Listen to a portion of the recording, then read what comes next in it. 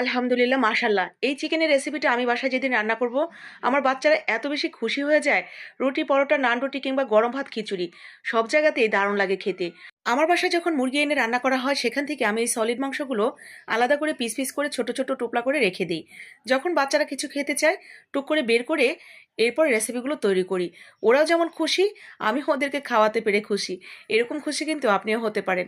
ছোট্ট সামান্য এক টুকরা মাংস আমি ঠিক যেভাবে কেটে লবণ হলুদ দিয়ে ভেজে নিলাম, ঠিক এভাবে ভেজে নেবেন। এরপরে ছোট ছোট পিস পিস করে কেটে নেবেন, অথবা হাত দিয়ে ছিঁড়েও নিতে পারেন। একটু গোটা গোটা রাখলে খেতে ভালো লাগে। তো এরপরে আমরা চলে যাব রান্নায়। তেলের উপরে বেশ কিছুটা পেঁয়াজ, দুইটার মতো টমেটো দিয়েছি। পেঁয়াজ এবং টমেটোর পরিমাণ বাড়িয়ে দিলে তরকারির পরিমাণও একটু বেড়ে যাবে, সেটা হিসাব করে দিয়ে দিবেন। পেঁয়াজ এবং টমেটোটা কিছুটা ভাজা ভাজা হয়ে গেলে গরম মশলা, তেজপাতা, আদা রসুন জিরা বাটা, হলুদের গুঁড়া, মরিচের গুঁড়া, ধনিয়ার গুঁড়া, স্বাদ মতো লবণ, চিকেনটা দিয়ে ভালো করে স্বাদ মতো লবণ দিয়ে কাঁচামরিচ দিয়ে ভাজা ভাজা করে নামিয়ে নিলেই রেডি। অসম্ভব মজার চিকেনের এই রেসিপিটা সামান্য এক টুকরো চিকেন দিয়ে করা হলেও তরকারি কিন্তু অনেকটা আয়ের, অনেকটা বেশি হয় আর খেতেও অনেকটা মজার।